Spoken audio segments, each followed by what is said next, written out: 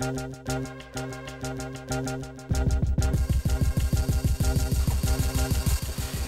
what's going on YouTube? It's your boy Juice Manji, and this is The Pulse. Starting off, I want to talk about kicks. Just jump right into it. Last week I told you guys I was going to show you and talk about this OG Shack Attack PE that I have the left shoe of. My dad worked for Foot Locker for the first 13 years of my life, and you know when you work at Foot Locker, or not when you work at Foot Locker, but at Foot Locker they have like displays, and not so much anymore, not like how they used to, but they used to have like displays and cases and posters with whatever the current marketing gimmick was for Jordan, Barkley, whoever. When Shaq first entered the league in, I believe it was 92. When he first entered the league, he was a marketing phenomenon. He was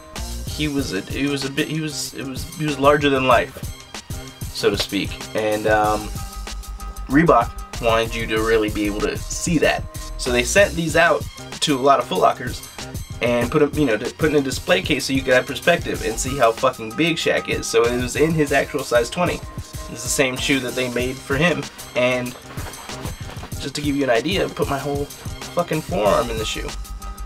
Really, really cool to have this. There's a lot of other stuff like the whole Barkley versus Godzilla marketing campaign. I have a big cardboard poster of that. I gotta find it. It's probably in my mom's garage somewhere. And other just stuff related to stickers that like ad materials and things that they sent to Foot Lockers. My dad took a lot of that stuff because he figured it would be cool to have as a collectible down the road, and he was fucking right. So yeah, this is pretty dope. My dad's Foot Locker times were a big formative experience in me becoming into kicks as much as I am, hanging around Foot Locker and running around stock rooms and looking at all the shoes, taking them out the boxes in the back and all that. I had I spent a lot of time over there and gained a lot of knowledge and experience, like dealing with a lot of these shoes and remembering how the OGs were versus current shit and all that. And then obviously the hookup was nice, and getting to have a lot of these shoes that are now classics. As a kid, I'm very blessed. But yeah, that about does it with kicks this week. Not a whole lot on the pickup radar for me. Nothing that really gets me pumped. So I thought it would be a good time to share these with you, and I'll share other stories, Foot Locker related stories and such, with y'all on slower sneaker weeks. Moving on to sports, it was the Combine this weekend, the NFL Combine, and it's a big deal. It's a big deal from a standpoint is, you get to see a lot of these guys as fast, or as, see where their heads are at more than anything in the process, because you see some guys completely fuck off and, blow their opportunity at the Combine. You had, what was it, 2 years ago, you had Vontaze Burfict, who was a stud coming out of Arizona State, who showed up all overweight and shit to the Combine and went undrafted, and then now he's on the Bengals and he's a beast, because I think the Combine and how poorly it went for him was a big wake-up call for him. And now he's turned it around, and I'm happy to see my man doing well. He's from LA, so I'm happy to see him doing well in Cincy. The big star of the weekend has to be Clowney. He ran unofficial 4.46 and then official time 4.53 at 266 pounds. It's pretty fucking nuts. The guy is that one in a generation type defensive prospect, so I do think he's the best prospect on the board. I also know that Houston really needs a quarterback, so I could see them going him or Bridgewater. I don't see Manziel really as a Bill O'Brien type quarterback. Bill O'Brien having been the offensive coordinator of the Patriots, or the quarterback coach of the Patriots before he became the head coach of Penn State and now the head coach of Texans. I see Bridgewater as a better fit there, but Bridgewater didn't really do anything at the Combine. So we'll see how the evaluation process goes. But if I'm them, I think I'd take Clowney. I feel like if Bill O'Brien can coach quarterbacks the way that we're supposed to believe he can, and that they believe their system, if his system is right, then he can get a veteran quarterback. He can you know, you can bide your time, because I just don't think that this is a great quarterback class. And I think, you know, maybe you go Clowney, maybe you're whack for another year, but next year you have guys like Brett Hundley, and you know, I could be forgetting people, but there's going to be talent at the quarterback position, and I don't think that you necessarily. I kind of feel like you have to take Clowney here, and I think I would take Clowney if I was in this situation. As a coach or a GM, you don't really the clock to you getting fired really starts when you draft once you bank on a quarterback, be it a big free agent signing or a draft pick. That's when the real clock starts ticking. So why not give yourself another year to, you know, help this youngish, or, you know, well, shitty team grow. So go with Clowney. You know, you could play him at fucking outside linebacker in a 3-4. You can play him at defensive end. The guy's just a freak. You gotta, or you trade out of the pick and get a quarterback like later, like around the 5th pick. You get a bunch of picks in return. You maybe take a Blake Bortles or a Johnny Manziel if he's still there, or Bridgewater if he's still there. You know, you get your quarterback a little bit later in the draft, but you retain some value in extra picks. But I think drafting a quarterback at number 1 is a reach this year. I don't think any of those quarterbacks with a guy like Clowney on the board are number 1 pick material.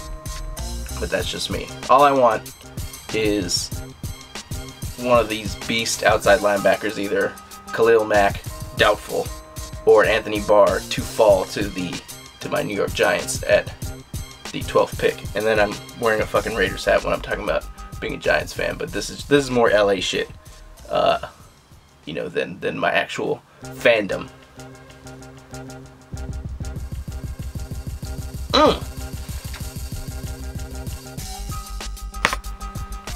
Alright, moving on to rap, hip-hop. Schoolboy Q album. It leaked, or not leaked, but it released last night. I downloaded it, or I purchased it to support. Shout out to all the iTunes gift cards that I got at Christmas. But yeah, man, I really like the album. I think it's a really solid album. It's good. I like it a lot.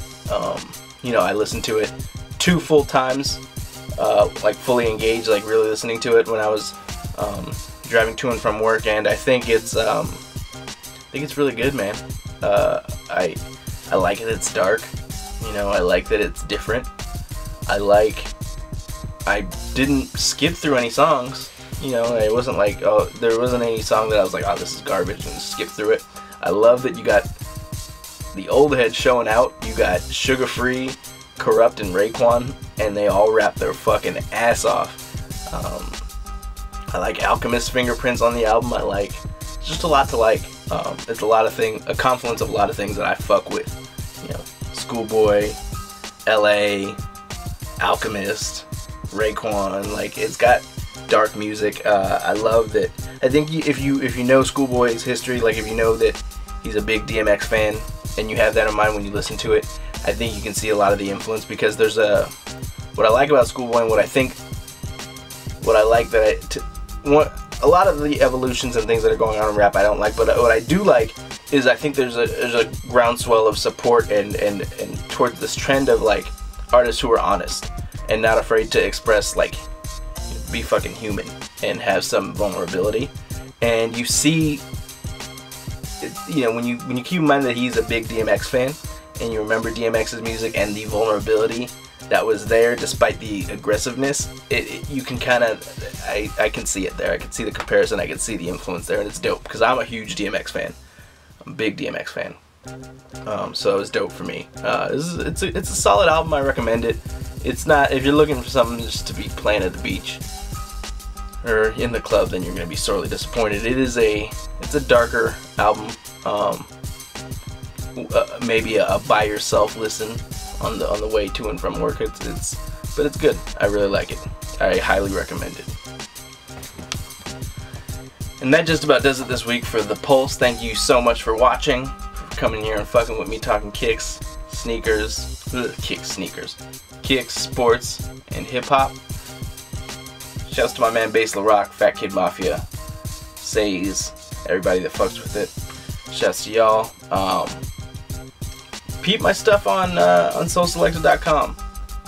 Really, really proud to be working with those folks over there. It's a good group of people. A lot of good people contributing.